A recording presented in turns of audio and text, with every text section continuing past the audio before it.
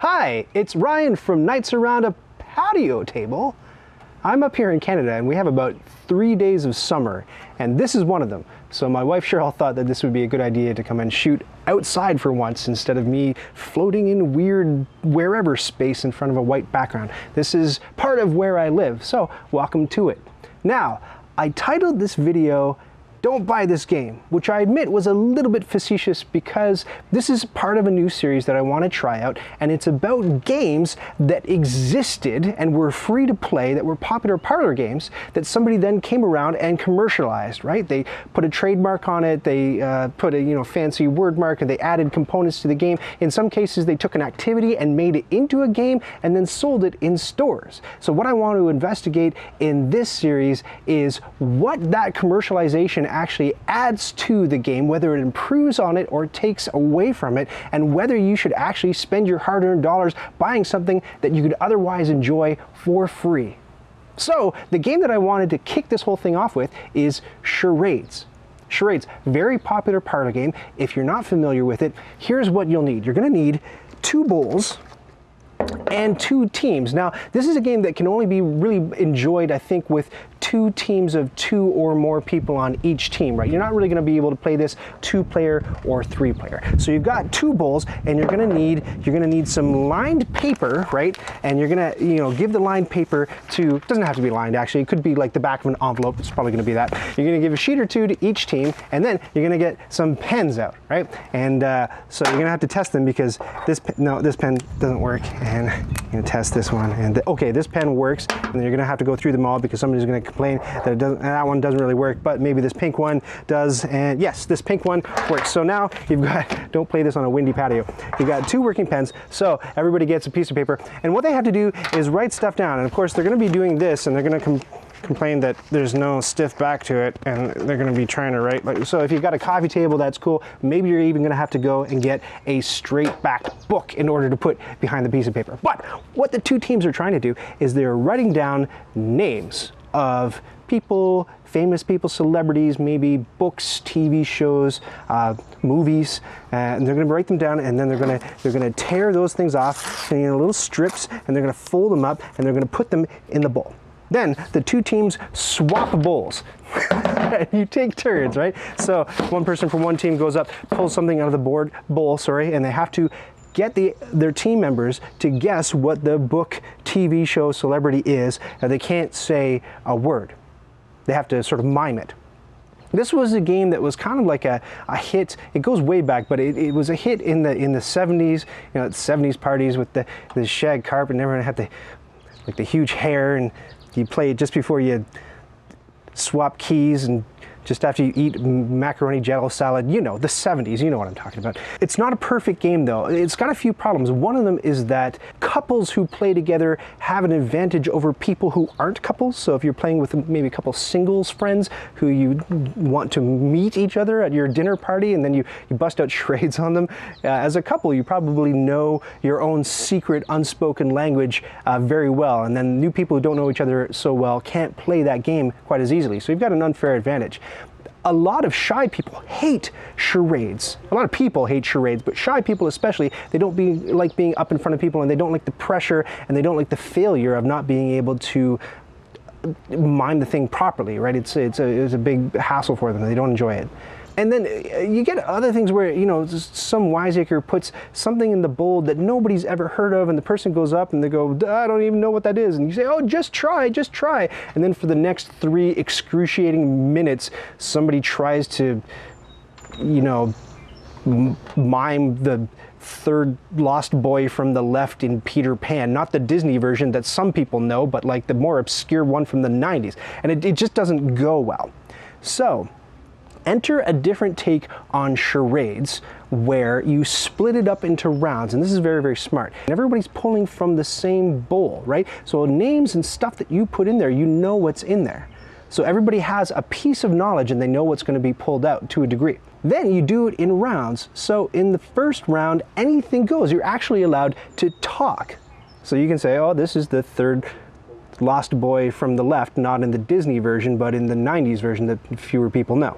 And then people can go, oh, it's Bartholomew. Yeah, it's Bartholomew, right? So you can talk all the way through the first round.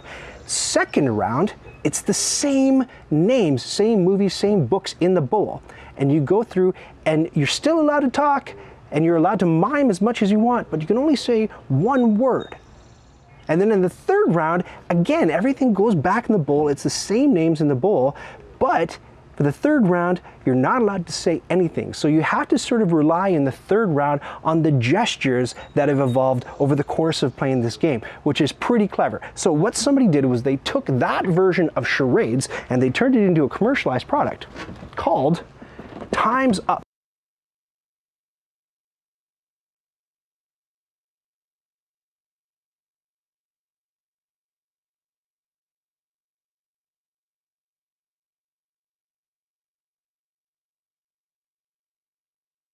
Now this is like a multi-award winning game. You can see it's got little award symbols all over the box, and it was for the longest time very highly ranked on board gaming sites. This is a mass market version of the game that I just described to you, and it goes exactly like I described.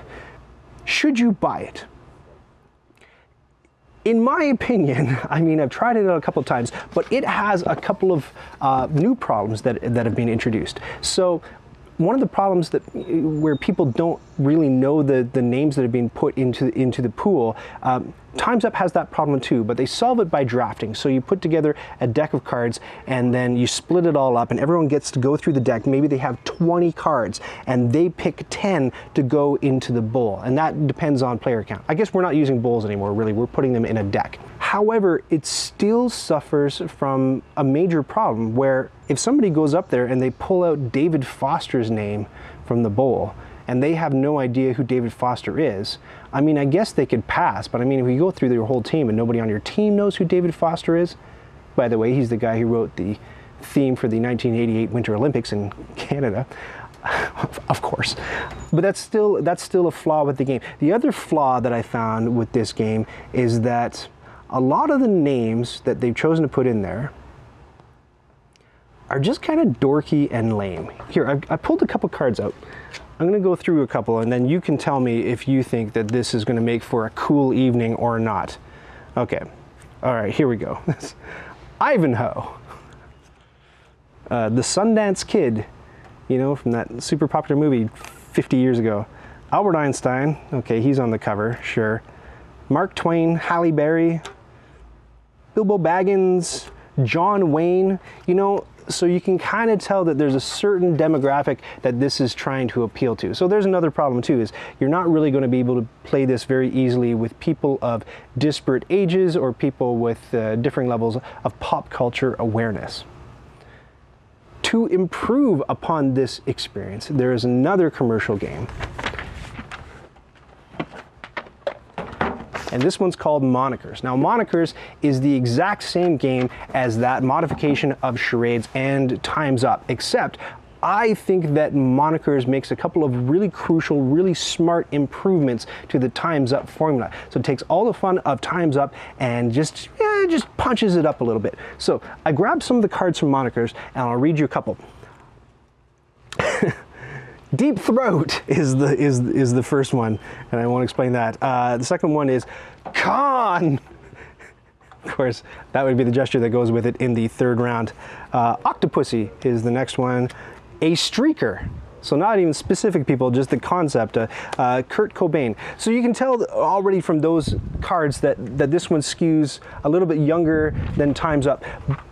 But you might say, well, Ryan, it's got the same problem. You said you can't play with people of, you know, disparate age groups. How does this solve that? Well, because the rule modification that Monikers makes is that in that first round, if you get up and you have no idea what a streaker is, you've never even heard of that, it's kind of a 70s term, you're allowed to actually just read the entire darn card, as long as you don't read that top part that says a streaker. So you could go up there and be like, I don't know.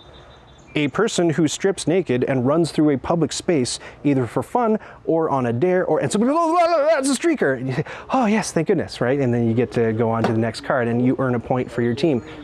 Fantastic. So I would say just that innovation. Just the fact that they've added a whole paragraph explaining what this is, it does so much. A lot of the cards in Monikers are kind of like hip in-joke stuff. They got a bunch of, you know, internet meme stuff on there. Here, let me read a couple more. This next one is Bob Ross. He's the guy from The Joy of Painting, and it puts it right there in italics for you, right? Julius Caesar.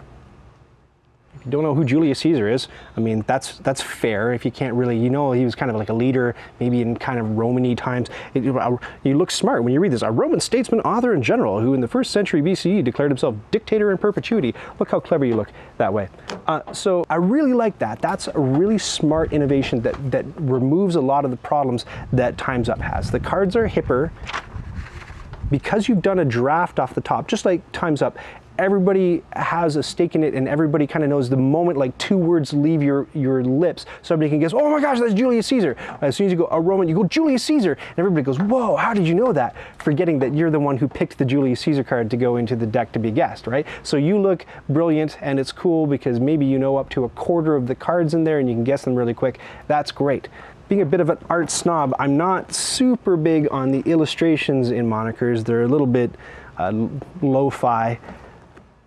But I titled this video, Don't Buy This Game. The verdict that I would like to pronounce on Monikers, specifically this one implementation of this Time's Up game, which is a version of Charades, which goes back to original Charades with all its problems. I am going to say that this is absolutely worth your money. It removes all this need for going through 50 pens in your house to find the one that doesn't have dry ink. You don't have all these papers and the problem of having to put them on a coffee table or get a stiff book for people to write on. Nobody has to think. Everybody can look smart. Everybody can look cool and hip by reading these cards. It's got the paragraphs on the bottom of the cards that make you look like a complete superstar and help the game move along. That helps the shyness problem, so even shy people can get up there, and if they just read the card in that first round, they can feel included and part of the action. It's tremendous. So I don't know how I'm going to rule on a bunch of the other videos that I plan in this series, but in this case, I would say if you don't like charades for all of those problems, but like the idea of playing a fun party game, this is consistently the most fun I've ever had with a party game. This is my favorite party game of all time, and I'm telling you, I've never laughed harder than when I've played Monikers with my friends. And there's a secret 4th round too that I'm going to mention. In the 4th round, if you're really having a good time, you get to the end of the 3rd round, you don't want it to end. In the 4th round, you go behind the couch and you do the actions, except nobody can see the rest of your body, and you can only do the 4th round with your hands, like a puppet show with no puppets and everybody's arms are naked. It's hysterical. I think you'll really enjoy it. I can't remember what I paid for it, but it is absolutely worth every penny. So don't buy this game. Don't listen to me. Buy whatever you want. In this case, definitely Ryan says buy. Thanks so much for watching.